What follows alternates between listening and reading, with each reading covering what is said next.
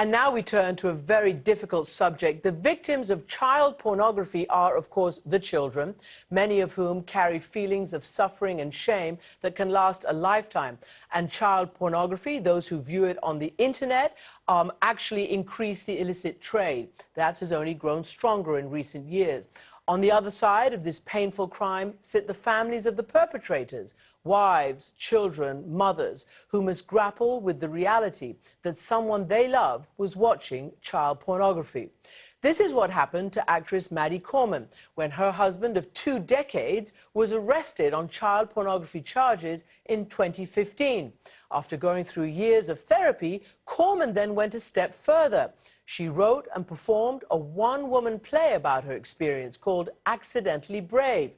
And she's been talking to our Michelle Martin, discussing the complicated path to forgiveness and her decision to stay with her husband, who is now a registered sex offender and on 10 years probation.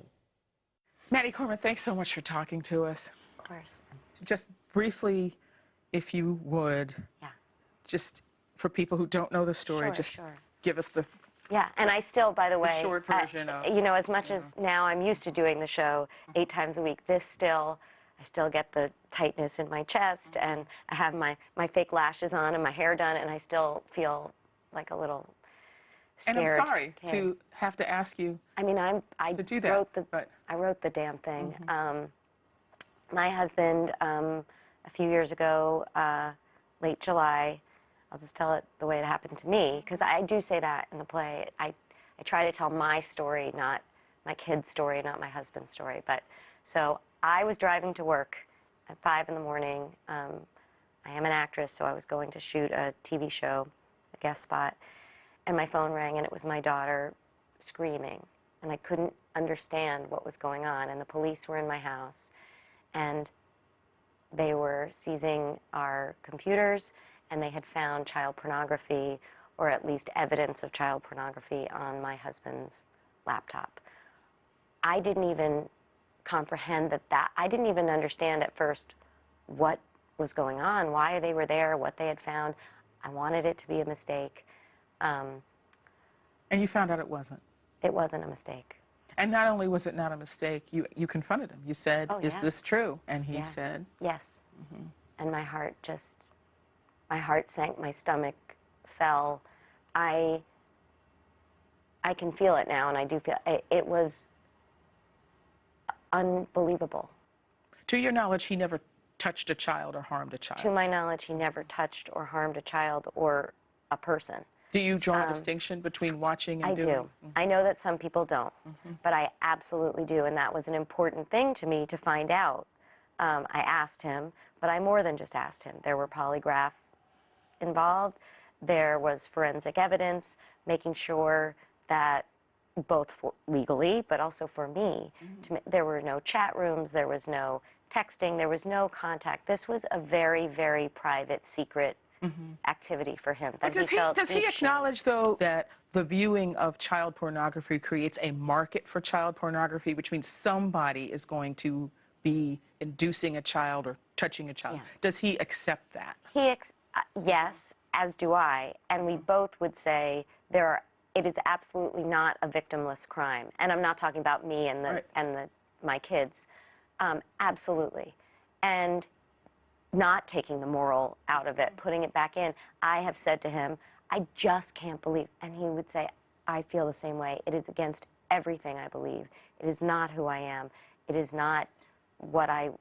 You know what's so hard about this is that, because your husband is, I just want to mention that, is a very distinguished director, right? Very highly regarded, and also, by your accounting, a great dad. I mean, yeah, really way more so than what. Just doing all kinds of, and we were a good team. Like, we weren't in this. So it's just hard to understand how somebody who,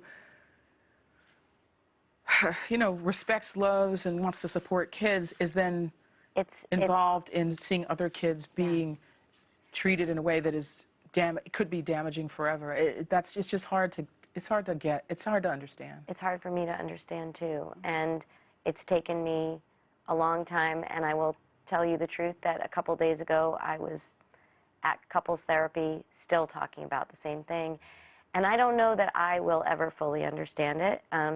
There is a compartmentalization that addiction seems to bring out, and that people can have a part of their life that is completely separate and do things that they swore they would never do. Pornography has its own special brand of addiction, where I think that even if you're not viewing children, which is obviously just horrible, but even if you're viewing something legal, I would say now that with what I've learned, that a lot of people look at things that they would not actually be okay with doing in real life. You had no clue, because I know a lot of people were going to ask that. I mean, I know a lot of people did ask that. Did you have any idea? Did you in any way think, or did you suspect? And you were like, no, no, and no. He was a great, and is a great person with some issues, but certainly I didn't know this, and I didn't know he was watching pornography, which is, I have a lot of shame about that. We never talked about it. It wasn't a part of our romantic life. It wasn't something, and yet we are not super religious or super conservative, and this is part of the recovery for me and part of the putting my history back together. That is a whole other thing that partners of sex addicts, or I would say any addicts, have to go through, or anybody whose partner has kept a secret from them. I know the topic is salacious and exciting, but if we put that aside for a minute, it's putting back together your history and going, wait, but we joked about that. We were not precious about that.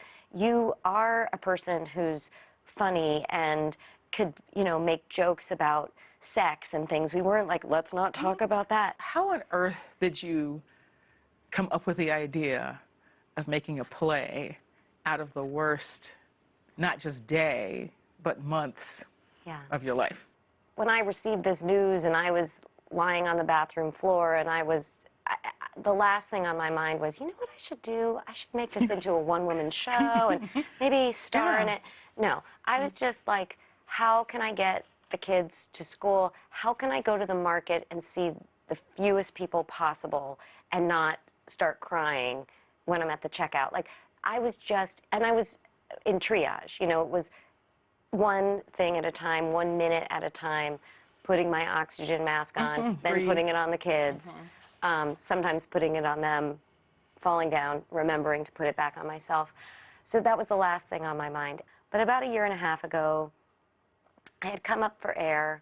I wouldn't say I was fine, because I still don't say I'm fine, but I was feeling a little bit more stable, and I thought, I think maybe, possibly, I'd like to write about this. Did you think, I'm going to actually tell my story myself, or was it more, I just got to get something down on paper because I have to?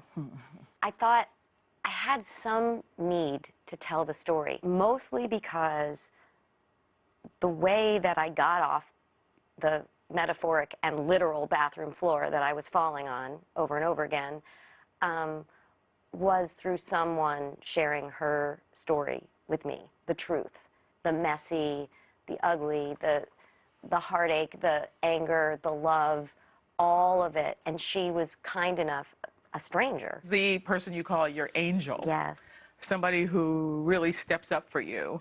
And you've never named. She read the story in the New York Post, which, by the way, if I had read that story, I would have said, ugh. And she read that story, and she saw past the headlines and the details and said, there's a family that must be hurting so badly, and I believe that I can be of service. And she found me, and I am forever grateful. And I don't know that I would be okay had she not, and it helped me so much.